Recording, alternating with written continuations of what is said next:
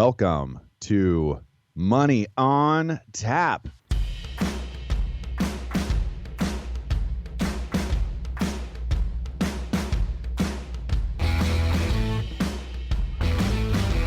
Money on Tap, your personal finance headquarters, where we bring out the professionals' experience and some fun in what we call three-dimensional investing, utilizing insurance, brokerage, and fee-based planning. That's what we do on this show. We look at all sides of the issues, and we bring a fully independent planning perspective to the table. Welcome back. You're listening to Money on Tap. You can reach us at 855-226-8551 or info@yourmoneyontap.com. Well, it is that time of year, folks, where spring's around the corner. Your portfolio's possibly rebounded a little bit. Maybe you're still blue in 22. That's what we're going to be talking about here on Money on Tap today. My name is Seth Krussman, joined here once again with Ben Brayshaw and Dan Mickelin. How are you guys doing today? I'm doing great. Seth. How you doing, Dan? I'm doing really well. Excited about the show, how to look forward for 23. How are you feeling? Are you feeling blue about 22, Dan? I was feeling blue about 22, that's for sure. It was a rough year, the 401k. Yeah, feeling better so far this year, and I think we got some good advice for everybody as to how to get positioned to make the best out of volatile times and, feel a lot better about where we are and when 24 starts. There was just so many things that came through. I mean, it was, for me, it was a healthy break. The markets took their foot off the gas. I know it doesn't feel good to see what happened in the marketplace, and I don't blame anybody for looking at their 401k thinking, what in the world? How do I get out of this? I also think back of how many shows we've done this last year, really talking about some opportunity. Half the game, folks, here is we're talking about having, positive mental attitude, being a successful investor, not allowing fear to dictate your outcomes. So much of what we do in this space is really focused in all of these areas with our clients. If you don't know who we are, by the way, we're financial planners. If you're like dropping into Money on Tap, like, what in the world? What are these guys going to talk about today? Who are they? That's what we do. We're financial planners with Brayshaw Financial Group, and we have a lot of conversations with our clients. We bring that to the table with you. We're talking about three-dimensional investing, taking a look at all sides of the issues. How do we put the pieces together? Because guess what? You're not just a number, right? You have a lot of story behind where you're at right now, and you have some goals, you have some things you want to accomplish with your finances. And so we pull all that together. We talk a lot about your next step and being successful in investing. And that's what we're going to be doing on this show today. And Ben, I feel like I just ran you over with the train there, buddy, and not to let that first article in Money in the News out of the hat quite yet. But did you have something else to chime in on that? No, I think you're right on. I think three-dimensional investing is really the focus that people are missing in the financial world. The insurance, brokerage, and fee-based planning. Usually when you're working with somebody, it's one of those three legs of the stool, and you really don't get the full gravity of what you could be doing in a in that three-dimensional space and really trying to make things tune together inside your portfolio and what you need to accomplish. And I think we talked about, being the best you can be in 23 and being blue in 22. I mean, we're talking about these, that was an older show that we did. And we're talking about these things because there's always opportunity out there, and trying to find that space. That's what we are. We're always discovering new opportunity. But if you only work in one of those legs of the stool, the field is a lot smaller to do any discovery in. And I think that's where, when you work with three-dimensional investing perspectives, it just gives you a little bit of a leg up. Yeah, and and to feel blue about 22, I mean, it was kind of saying that part in jest. Although I saw losses in personal accounts that nobody ever wants to take a look at, but I do believe in the one thing that we've pounded home in the show a number of times, and it's not timing the market; it's time in the market, right? Mm-hmm. So regardless of what happened, I'm definitely not hitting eject and bailing out of the market. It is an opportunity to kind of reposition yourself, maybe look at some different allocations. But to stay invested is the way to be successful over time, for sure. Well, yeah, and the other thing is there's a zillion different investments out there when you're buying independently through an IRA or a non-qualified brokerage account, like your own investment account. But when you're in a 401k, you're basically traveling on a bus across country. It's like it doesn't have roll-up windows. You're kind of in the market, and it's a different kind of animal. And I think taking the personalized approach and how we work with people in a very personal scenario. Like, we don't do retirement plans. Like, that's not the focus of our practice. We're not taking on companies and saying, we'll run your 401k. Not that we can't, not that we couldn't do that, but that's not the game that we play the best in. We play a boutique firm where we really help individuals, small business owners, people to really amplify their hard work into something way more than they could have ever hopefully dreamed it to be. Wow. Thank you. That says it for me. You are listening to Money on Tap. And now it is time for Money in the News. And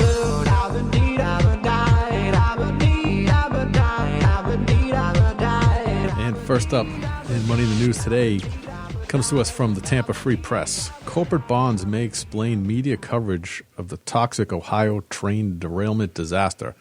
Long title, but I know it's a story that all of us have seen, to probably varying degrees of shock and awe and looking at some of the images. But, obviously back on the 3rd, we had that major train derailment in East Palestine, Ohio that looked really absolutely devastating, seeing the smoke billowing out of that. And, there just had to be a lot of concern for anybody anywhere close to that as to what exactly was going on and what kind of chemicals are about to be raining down and, what impact that's had to the whole ecosystem there.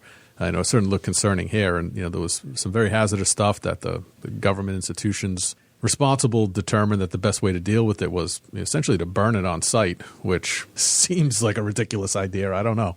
I'm not quite sure what they were dealing with there, but you would think that is not the way to go. But what's the evidence, Dan, that's what they were dealing with. Burning the evidence. And this article kind of points to that and who might be behind some of it. But, what's interesting to find out as people have taken a step back from the immediate reaction to this and kind of trying to understand what's happening in this disaster is that, there is common ownership of that rail company in a lot of our major media outlets. And that comes in the form of BlackRock and Vanguard, who own significant portions in each entity. So they're the top 2 shareholders of Norfolk Southern, which is the train company. They own $4.3 billion and $2.6 billion, respectively. Vanguard owns $15.1 billion of ABC and NBC and another $1.3 billion of its parent company, CBS. I mean, this is everything we're always talking about. I mean, it's just like there's just so many. I know this would kind of tickle the conspiracy, notion here. There's no conspiracy. Yeah, there's no conspiracy. This one's pretty obvious. Yeah. I like that T-shirt that says, I ran out of conspiracies because they were all proved true. This one, I got to say, falls right into that, There's no doubt about it. If you want to follow the money there, Ben, you were talking about the Vanguard ownership. BlackRock owns $8.3 billion worth of ABC, $8.1 billion worth of NBC, and $640 million of Paramount. And when they were taking a look at how much airtime that they have been given to this story, it was like 30 minutes. The big 3 networks spent just 30 minutes combined covering the derailment. When it actually gets down to the news, I mean, they had images from above looking down at this cloud, and it was absolutely horrific. And I just saw the mayor and the fire chief got together and they're drinking the tap water, to reassure everybody that this is safe. Meantime, there's livestock dropping dead for miles, and it just looks horrendous. It really does. This is the part that I feel like we need to have a little responsibility for all of us, right? And just recognize if this is where you're getting your information, you are being fed by big money out there. It's huge. It's big money. And I don't know, man. I'm not trying to say Vanguard's bad or BlackRock's bad. I'm just saying you got to consider, folks. They have an interest, and they're going to go ahead and put the things out there as they want them as much as possible. And it was very interesting to me to see in the article, had this been under the Trump presidency, how much would it have dominated the news? And that's a factor, folks. It's interesting, too. I was reading an article, it's not on here, but that there was actually over 200 train derailments last year. How many of those are Norfolk Southern? I mean, it's just kind of interesting because when I read that, I was surprised. I was actually just remarking about how newsworthy our Money in the News is because we basically put almost as much time as one of the big 3 on one of the largest disasters out there. So, doubled the weekly intake on this issue. But, what's also interesting besides the common ownership is that these 2 money managers, BlackRock and Vanguard, are also heavily involved in these ESG funds, which is the new trend in investing. And we've talked about the inclusion in 401ks as part of the latest act by the Biden administration. So, they own the media outlets, they own the rail yard, and they're promoting ESG funds while they're shepherding over the biggest environmental disaster and, since who knows when. And everyone's like, look the other way. Nothing to see here, folks. Right? Unbelievable. Environmentally sound. Yeah. Burn it on site. That's always good. It's so true. They probably are burning the evidence of something they shouldn't be transporting. I mean, it's probably, they're like, oh, we're burning it because it's the safest thing to do. What are they burning? It just can't be. I mean, I need a permit to have a fire in my backyard and burning thousands of gallons of who knows what. Oh, goodness gracious. Someone's probably just said burn it. No permit. Oh, man. Well, you guys, consumers, are still spending at restaurants despite inflation.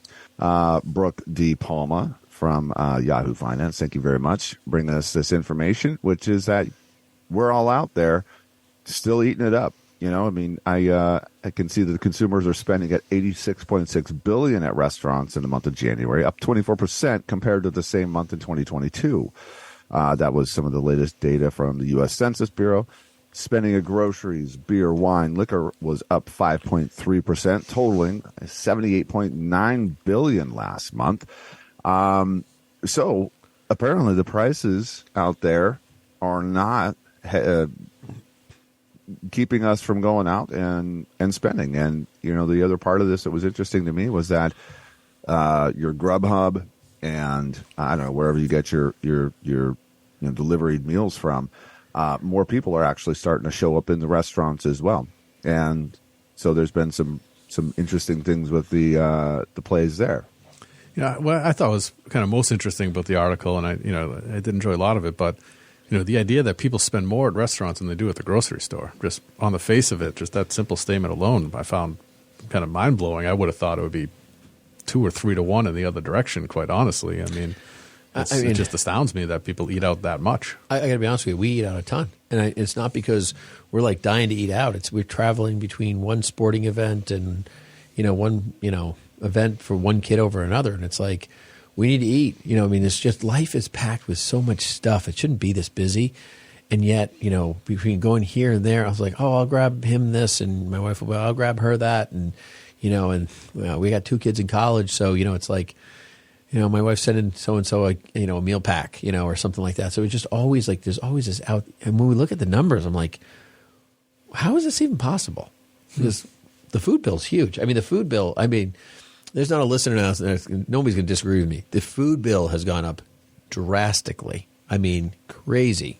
I think it's even worse. So the restaurants, maybe that's my personal aversion and why I don't want to go, but we used to be able to go out and it'd be, $100, $120. It's a family of 5. Now, if I get out of there for less than $200, I'm feeling lucky about it. I'm wondering if they screw the bill up somehow. Yeah, every time I look at the bill, I'm like, how did it get so expensive? I usually, and I tell this to people all the time, eating out's one thing. Like, that's a joy that people have, and I get that. I always tell people, go find a dine-in restaurant, whether it's a pub or something where you can just order your food and you go sit down and you eat. You don't have to pay a tip. I don't care where if you buy your food from the gas station, they're like tip me 15% on the tab here. Yeah, I'm like, what are you talking about? You're a gas station. I hit no. We talked about that on the show. I hit no now. I'm like, a couple times I got caught, and I'm like, you know what? This is not a tippable thing. I'm doing all the work. Like, you want a tip? You can bring it to me. I think that's sleazy when they ask for that stuff. Where did I got hit with a tip thing? I think it was at Italy, which is this nice thing in the Prudential Center in Boston. It's like an Italian market, but they have food at all these different places. You walk around, you feel as if you're outside, but you're inside, obviously.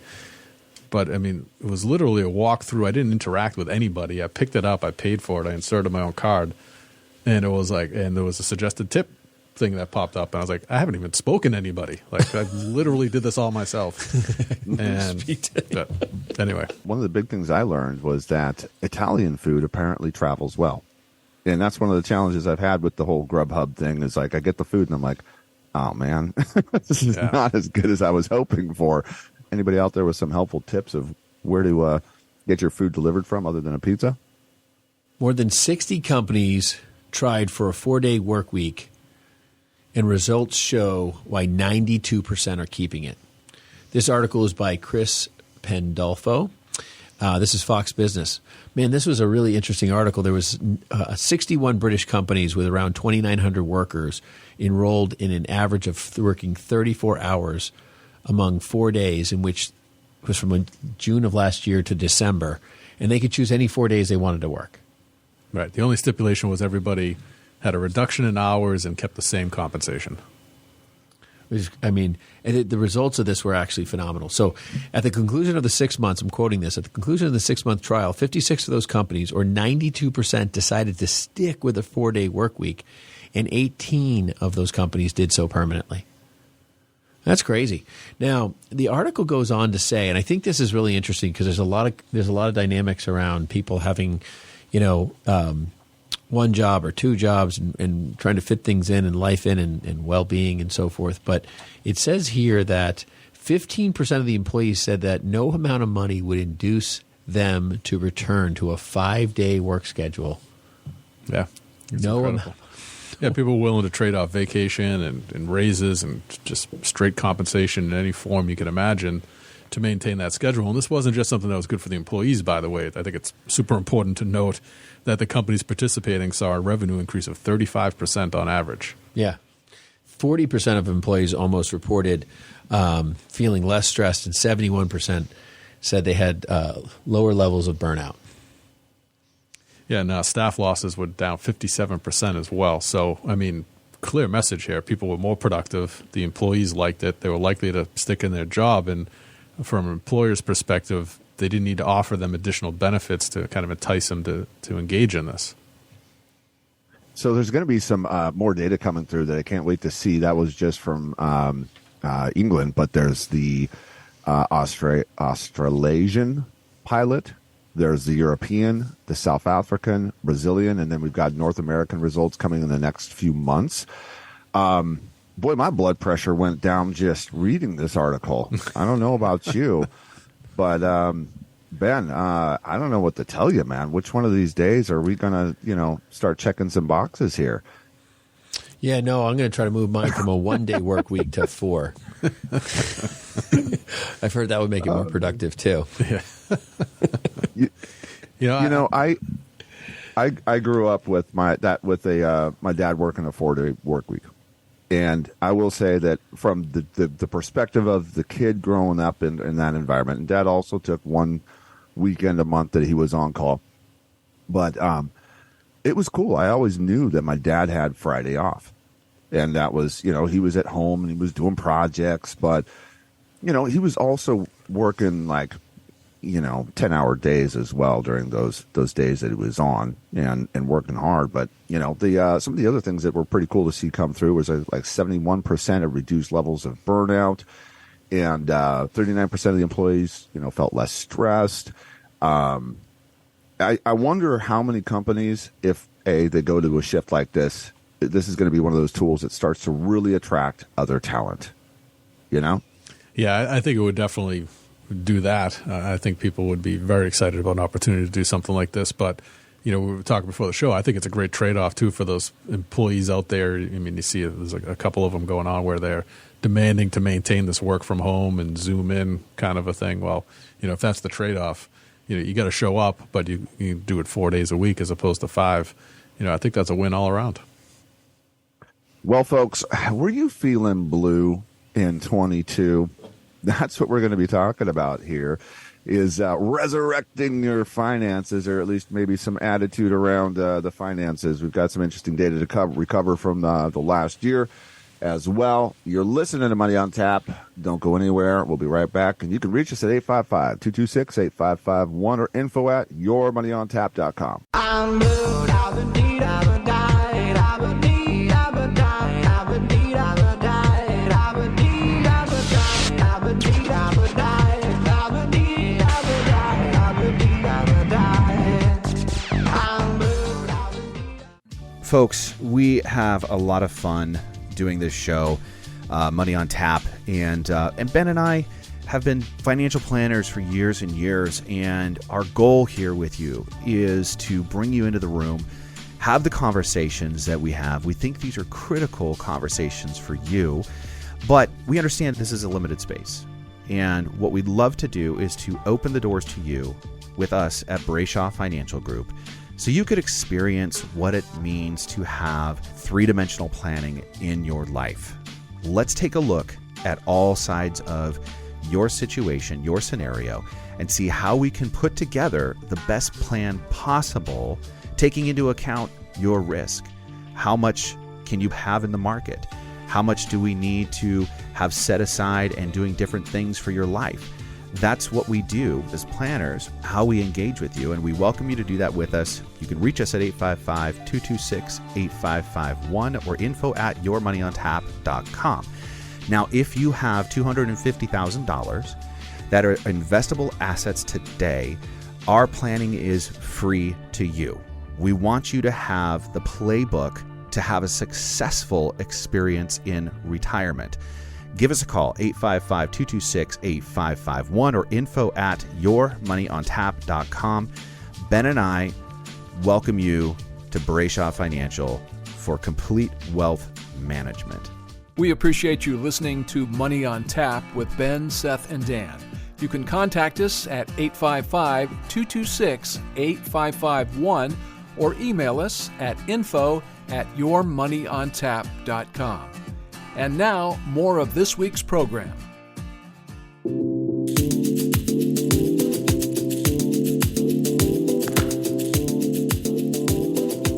Welcome back. You're listening to Money on Tap. You can reach us at 855-226-8551 or info@yourmoneyontap.com. We are talking about feeling blue in 22. There's been a lot of interesting data that's come across our desks in the last several months, weeks, you name it. Ben mentioned several shows about, the market and some of the titles actually, Ben, that you were coming, that we've used in the past. I feel like, well, folks, we could use a little help on some of those titles. Some of them are a little kitschy and fun for us, but anyways, we love to bring you the news and we love to bring you the information here, and it gives you something to boost your education, boost your planning and the outcomes to become a successful investor here at Money on Tap. And so we are going to be talking about what is some of the costs, right? What are some of the hidden costs inside of 22? And across the board, retirees, this is some of the data that we're looking at is retirees lost 10% of their savings. Across the board, it was roughly around down $21,000, I think was the average. And what's really hidden inside of that for a lot of people is inflation, right? And inside of that market volatility that's happened over 2022 and how people are responding when there's been a 10% drop in the average savings, and how people are responding is not the way that money typically works. Right. And what do we mean by that? When we've seen a dip in the market, we've had them historically. But what we haven't seen is people starting to shut down the way that they're out there spending money. Oh, I guess as I say that, I'm reminded that you're not stopping going out and eating. That hasn't that hasn't slowed down apparently. But you stopped going to the doctor. So, boy, I wonder what eating more out and not going to the doctor outcomes are going to look like for us, folks. Well, these are all about retirees, Seth, but yeah, that is a good point. It's kind of weird. So 44% of retirees, according to Fox Business, say they struggle to pay for basic living expenses. Now, it's interesting. I can tell you that I have had an increased number of calls from clients saying, hey, I really just need a little bit more income. And we have things set up. We have, all these precautionary measures to, manipulate and manage income and extrapolate more money for people in different ways and how we look at things. And we prepare for that stuff. So it's not completely unforeseen and not completely out of the blue. But some people, I'm kind of like, these people aren't spendthrift people. These are like conservative, kind of everyday, they're eating when the sales are on, down in Florida. I mean, these are people that are really, they're not just throwing money out the window. And I was actually surprised by this one couple that contacted me because he used to work at a bank and he's very, very meticulous financially. And he's like, yeah, things are just a whole heck of a lot more expensive, Ben. I just can't believe how quickly it's grown on us. And so for me, I felt like that one person, he's just really a good litmus test in my head when I said to myself, man, people are really struggling. And, Seth, as you had mentioned, and this is a scary statistic coming from the same Fox Business, 18% of retirees have skipped meals and 24% or a quarter of retirees have skipped medical treatment or appointments to stretch their savings. I mean, these are not small decisions.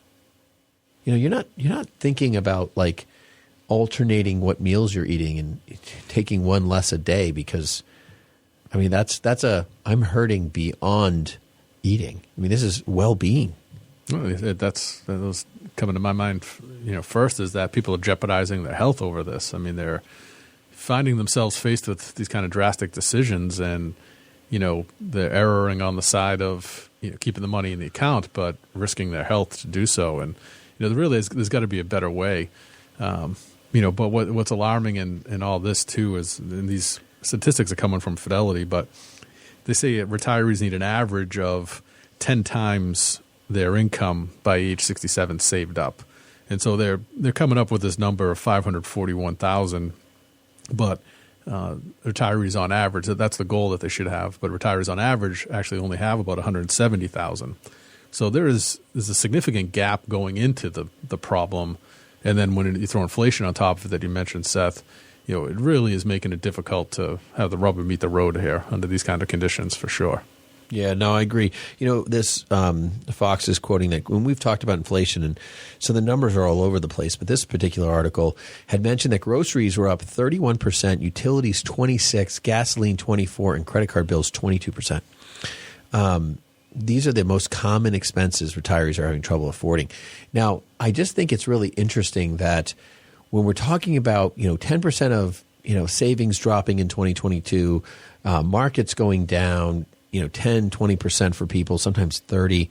A lot of retirees taking way more risks than they should be, or because they feel they need to, I guess, or bad advice. The truth is that if you lost money last year in the market, which a vast majority of people did, if you lost money in the market, it was significantly more poignant because of the inflation that opposed it. I mean, there's many, many years that the market has dropped 10, 15, 20%, right? But the inflationary bubble has never been this great on top of that. And I think that's the scary piece. And I don't know if that's a historical truth or not, but not in our lifetime, at least as we live, But, back in the early 70s, there's massive inflation and so forth. So just pre-me. But the truth is that when you're really breaking it down, having those two forces, it's like two magnets rejecting each other on both ends of the spectrum. You're losing money and everything's costing twice as much. Yeah, that's the perfect storm of kind of difficult conditions. Particularly for people on a fixed income, that's really got to be a difficult spot to manage through. But really, there are things you can do to kind of assert control over this scenario and to reposition yourself to feel better about tomorrow, even if the last year has been a struggle or you see yourself in that position right now. And one of the first steps that you can take is to understand what it is that you own and make sure that there's a reason around it, right? So take a look at your portfolio, whatever you do have invested, and ask yourself as you're looking through a statement, do you even understand what's here? I ask this question almost every meeting that we have somebody come into the office, want to interview us and figure out if we're a good fit for them and vice versa. And I'll look at their portfolio and go, so why do you own this? And they'll be like, I have no idea. It's okay.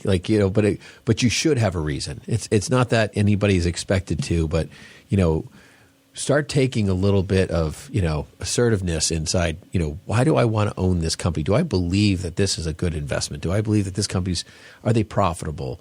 Are they paying me to own them? Do they have a yield? Does it fit my goals? Is the investment relevant to what I'm trying to accomplish in life? And do I believe in it? Do I believe that this is a worthwhile company? Get speculation out of your portfolio. It's not healthy and it doesn't work in this market environment whatsoever at all. No, not for today. No. Yeah, any business, right, has to have an inventory and a process of evaluating what is going on or what do they have inside of the business. And the same goes for, your retirement accounts, your financial planning, and there's all sorts of places in our lives that I think are really healthy for us to, sit down and put pen to paper and say, what do I got? What am I working with here? And just have an understanding, have a purpose, have a purpose, especially inside of the inflation, inside of the market pulling back and the headwinds that we're facing right now. Understand that everything needs to have a place and a purpose and a time.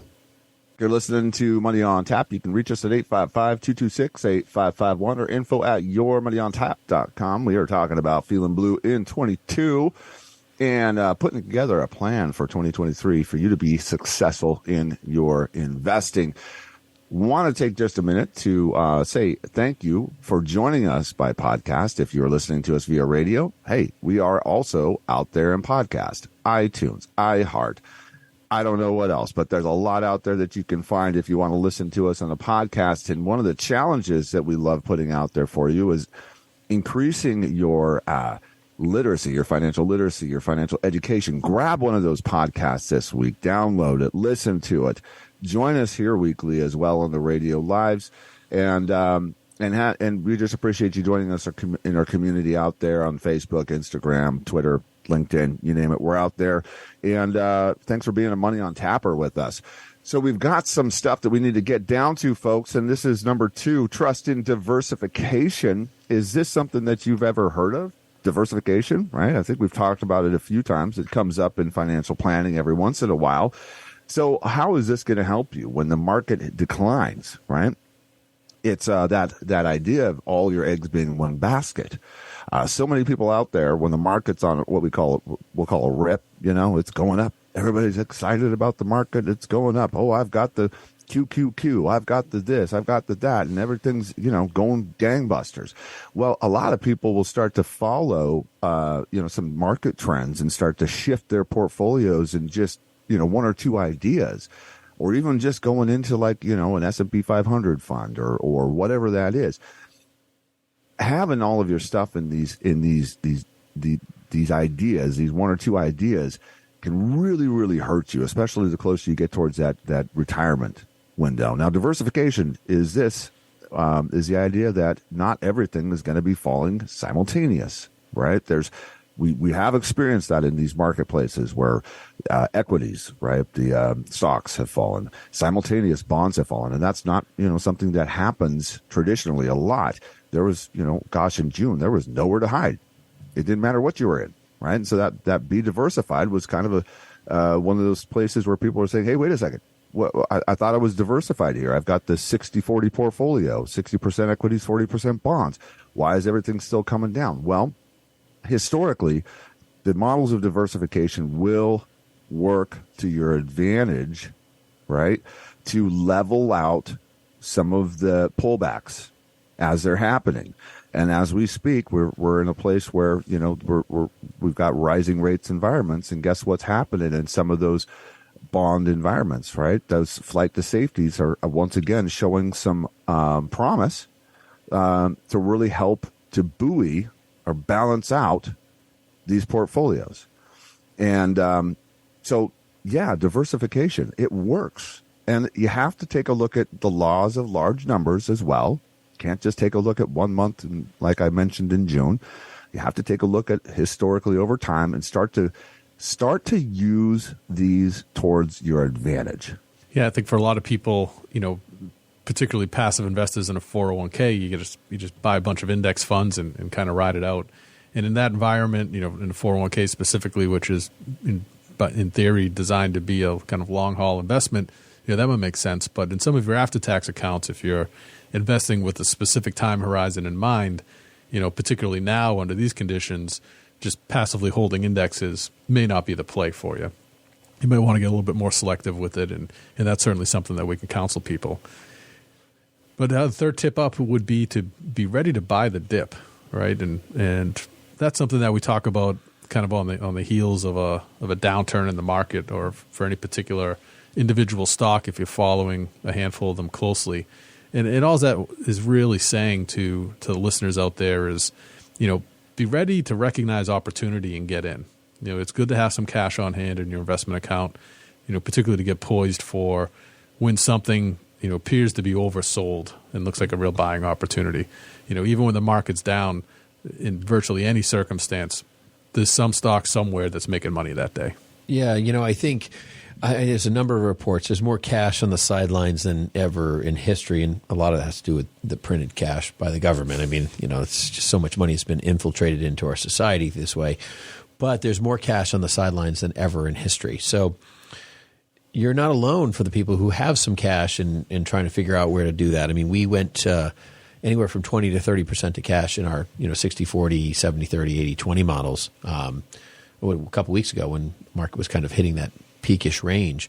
We started selling a little bit of the tech, or half of our tech holdings actually, for the Qs, and we pretty much got out of most of the S&P, almost entirely for most of the portfolios, depending on this type of portfolio structure. So I was doing a review with a client this morning. I said, we're sitting exactly 30% in your portfolio in cash, and that's where we're at, and we're waiting for the market to kind of get some real stability underneath it, some solid ground, if you want to call it. It's just there's just too much flux, and the Feds looks like they're going to raise rates probably 50 basis points based on the statistical perspective of the people who know in this space. And I would agree that that's probably what we're looking at as of how things look. I think they should have raised the 50 basis points before based on what they're saying. They're getting everything they don't want every time they don't do what they should be doing, if they really think they should do what they do. I'm not a big fan of the Fed these days and haven't been for a long time, but that has a lot. And I do think there's going to be a real buying opportunity. I think there's enough of hard ground underneath this market, but I think we're still walking on some really soft clay here and slipping around a little bit. And I think when we get down to the bottom of it, we'll know. I mean, we'll know it's going to be painful. It could be very brutal, but I think we're sitting in cash on a big chunk of assets, and we're looking for an opportunity to deploy, and we feel really good about that. And I'm happy to let everyone else, play in the mud until we get to better ground. So one of the things I wanted to bring to mind is there's a way to invest called dollar cost averaging, right? And that means that this happens mostly in your 401ks or your those kind of accounts where you get a paycheck. A little bit gets shifted over to your 401k, it gets invested. And over time, the market's going up and down, and you're kind of averaging out the market as you're doing this. Well, there's also kind of in a bit of a reverse of that is what we're talking about here, where, you've made some on your investments and you go ahead and you take profits is what we'll call that usually. But it's also, but it works in reverse as well. So, being all in all the time is not necessarily what is advisable, especially when there's such heavy market fluctuation, and we've seen the market pull back like it has, and looking like we've got a bear market rally, which it's pulled back, it's popped up, and that's possibly a good time to go ahead and pull some things aside. Yeah, and Seth, I mean, I think that's a great point. I'm glad you brought that up, and we've talked about passive and active investing, and here I'm talking about how we've pulled money out of the market. This is active investing. This is us taking a very discerning approach and saying this is what we believe is the right thing for a portion of our assets right now, and that's what we're doing as our kind of overseer and fiduciary responsibilities for our clients. That's when active has to happen. The rest of it's passive. Like, Dan, you were talking about your retirement plan earlier. It's like, there's just some things are passive holdings. We have clients come in, they say, hey, my 401k is getting hit. Let me make sure your allocations look diversified and, and so forth, but continue adding to it because your time horizon's appropriate. If your investments aren't correct, then, we got to change some stuff, and that's how you have to look at it. Number 4 on our kind of like list of things to do here today, get a second opinion. And, that would be someone like us or another, financial company of some sort. Get somebody's opinion who can look at your portfolio and, irrelevant of, what game they might play or trying to win your business, is that another opinion always interesting. Like, right, we go to doctors. Doctors are looking to do the surgery. Like, if you're going to get back surgery, they know you're going to get back surgery. They're trying to sell you on it. That's it's no game. Like, it doesn't matter what you're going to get some work done. That it's all business. It is all revenue. So, don't take it for granted that somebody wants to make a living working with you. Go get a second opinion. I mean, at least if anything, you're going to hear another opinion that will give you some depth and perspective of what else people are thinking out there. One thing that I found, and this applies to literally anything that can be bought and sold, but, particularly in the financial world, the more conversations you have with people who are offering you advice in whatever genre it is, you kind of build this little bit of a base of knowledge as to what's the company line. What are you going to hear most often? And it just puts you in a position to be aware of what's unique. When you hear something a little bit different, it's memorable. And you think, that kind of gets you the wheels spinning a little bit and saying, well, maybe there's something else going on here that I'm missing, or maybe who I'm working with today, isn't aware of that, or maybe they're limited by license or proprietary product offering, or for whatever reason, they're constrained in the advice they can offer. So just have your ears open for those unique things. It doesn't necessarily mean that's an action step. You don't have to jump into that, but just be aware, because often, there might be some value in just engaging that conversation. That's a great point. I feel exactly that way when I do research on something, and I look at 5 different vendors and so forth. You're listening to Money on Tap. You can reach us at 855-226-8551 or info@yourmoneyontap.com. Thank you for joining us today. If you're joining via podcast, we appreciate you downloading and subscribing there. All those things are helpful. If you're not joining us via podcast, get out there. iHeartRadio is a great place to join up and listen to us. You can download past episodes and learn a ton. Raise the level of, raise the temperature of the room is what we say, and learn more and get involved and be successful in your investing, folks. We're going to take a quick break. We'll be right back with more Feeling Blue in 22. For a number of our listeners, they have a lot of questions, and you might be one of them. Today, we're just offering what we call Zoominars, webinars over Zoom meeting rooms, where we have top experts, Social Security, estate planning, and financial planning experts for you to speak with, do a private consultation that way today.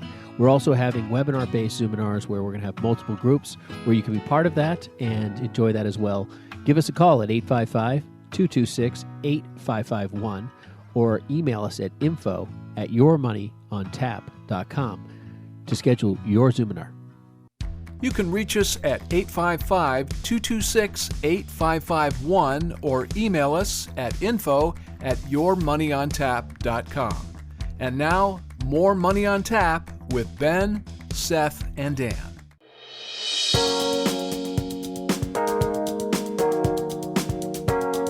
Welcome back. You're listening to Money on Tap. You can reach us at 855-226-8551 or info@yourmoneyontap.com. We are talking about Still Feeling Blue in 22.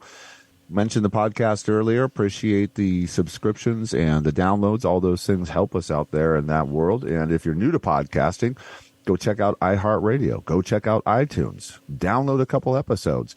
Take it on the road with you. I know you're out there, taking care of yourself, getting a walk in, looking for how to improve yourself in 23 and set some new targets. Great way to onboard some information for you is just downloading Money on Tap and getting on board. We are talking about focusing on the long term next. So what is it that a long term allows us to do? Well, in a market decline, right? If you're just really focused on the here and now, and believe me, I'm a big subscriber to, live in the moment, live in the now, right? Because really a lot of things like, shame and regret live in the past. And if you're really focused out on the future, there could be, fear can be a big part of that. But when you're talking inside of a market where you're looking at your portfolio and you're saying, oh my gosh, I'm down 10%, I'm down 20%.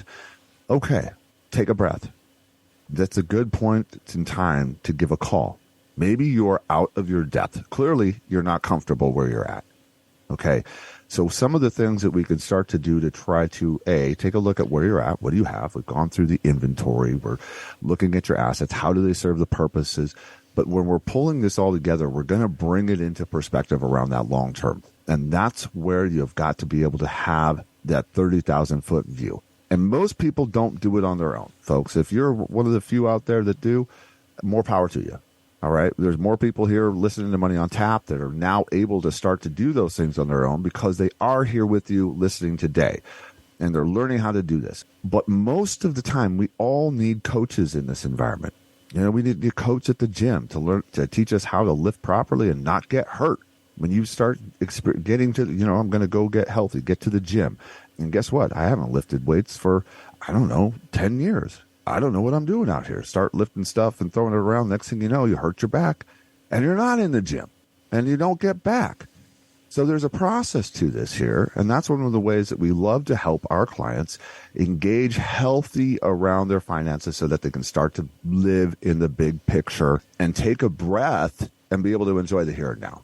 Yeah, I think from my perspective on the long-term view it's really simple. It just, if you're able to hold on to that, then the fluctuations day by day don't scare you. They don't knock you off track. They don't create fear.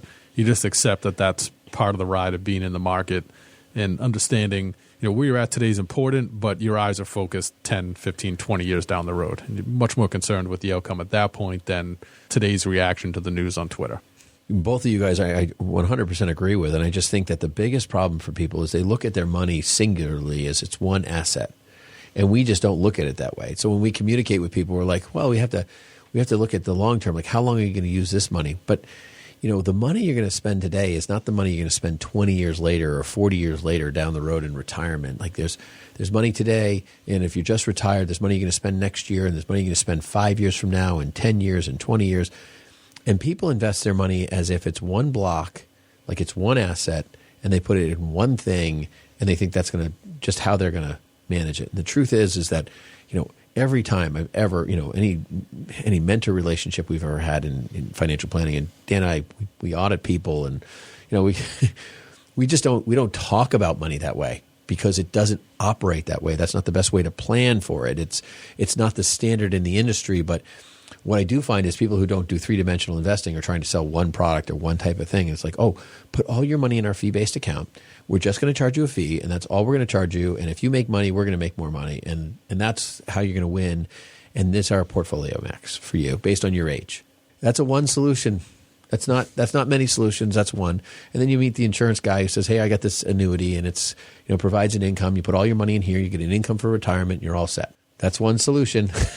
And that's the problem. People don't realize you have to time horizon your assets and then figure out what time frame each one of those have. And some of them have long term, some of them have midterm, and some have short term. And I think when you actually put that perspective together, it allows you to really be able to properly invest with some real intentionality around your assets that gives you better opportunity for long-term growth and long-term asset retention, to be honest with you. And the last thing we have is, take advantage where you can. If you have that cash sitting on the sideline and you're buying the dip, or you see a piece of real estate, or, whatever it is that's your opportunity, there's so many different ways. If a Roth conversion is something that's going to work for you, like all of those things are potentially opportunities for you to improve your financial future. So take advantages where, life's, met a gentleman the other day, and he had lost his job because of an injury. He was on workers' comp, and his income was way down. And I said, we were talking about some stuff. He's like, you're in finance. Like, what do you think? I was like, well, if you have an old IRA or something, your income's down, and you're really not affected financially that bad. I said, why don't you just look at doing maybe a Roth conversion or something? That's a great idea. Just take advantage of the little things you can. It really does impact the future.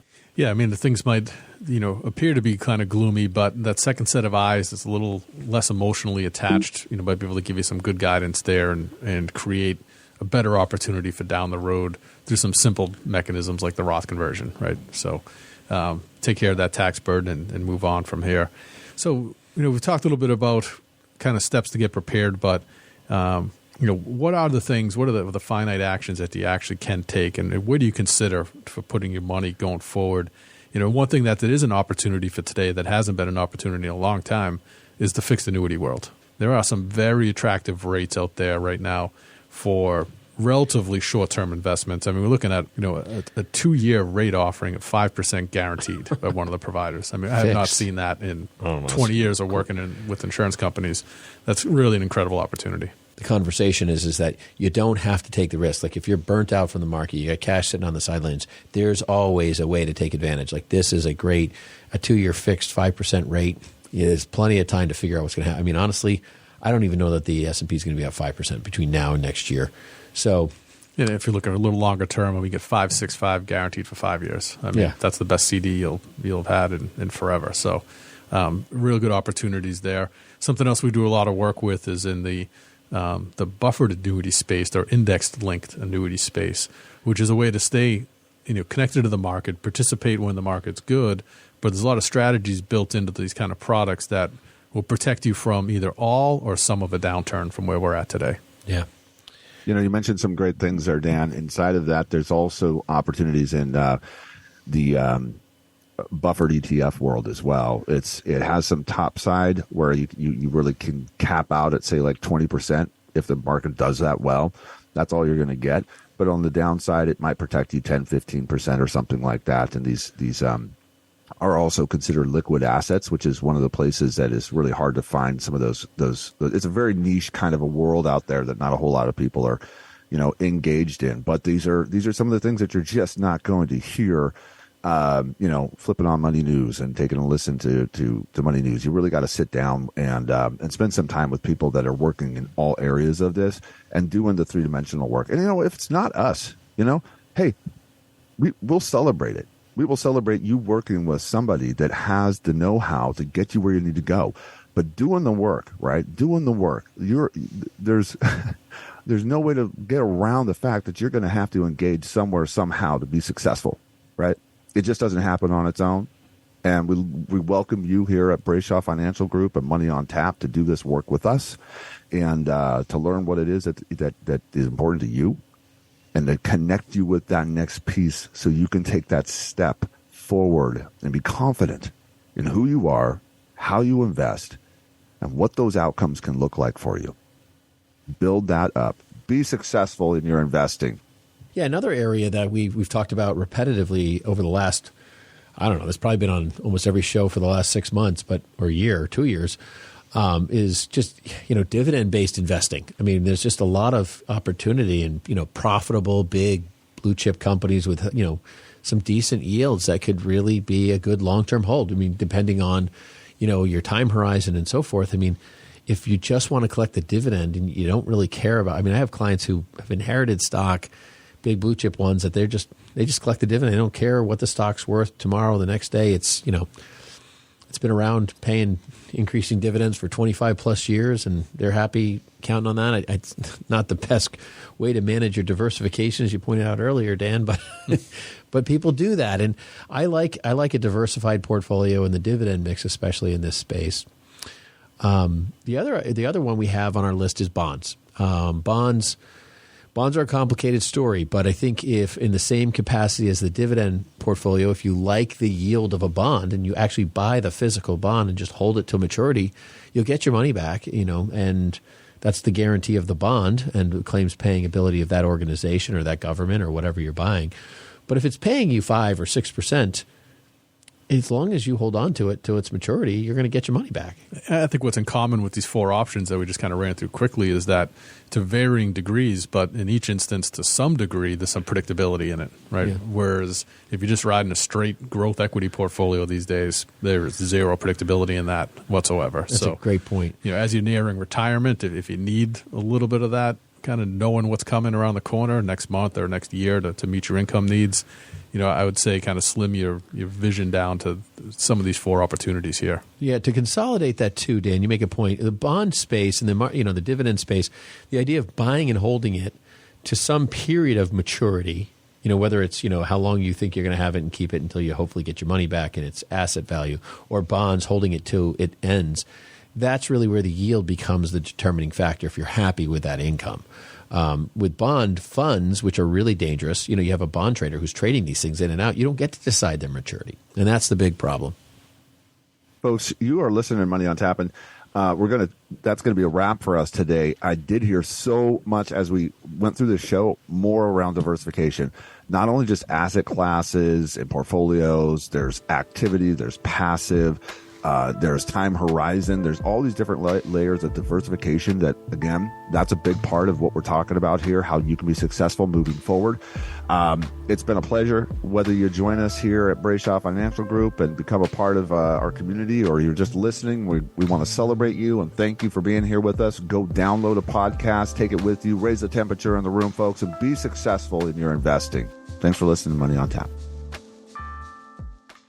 The views expressed are not necessarily the opinion of this radio station and should not be construed directly or indirectly as an offer to buy or sell any securities mentioned herein. Investing is subject to risks, including loss of principal invested. No strategy, product, material, or tool mentioned can assure a profit nor protect against loss. Please note that individual situations can vary. Therefore, the information, products, materials, or tools mentioned should be relied upon when coordinated with individual professional advice. Past performance is not a guarantee of future results. This show may be subsidized in whole or in part by a product sponsor or issuer. Securities and advisory services offered through SagePoint Financial Incorporated, member FINRA SIPC, and a registered investment advisor. All other services offered through Brayshaw Financial Group LLC are independent of SagePoint Financial. SagePoint Financial and Brayshaw Financial Group do not provide tax or legal advice. Main office is located at 116 South River Road, Bedford, New Hampshire, 03110, and can be reached at toll-free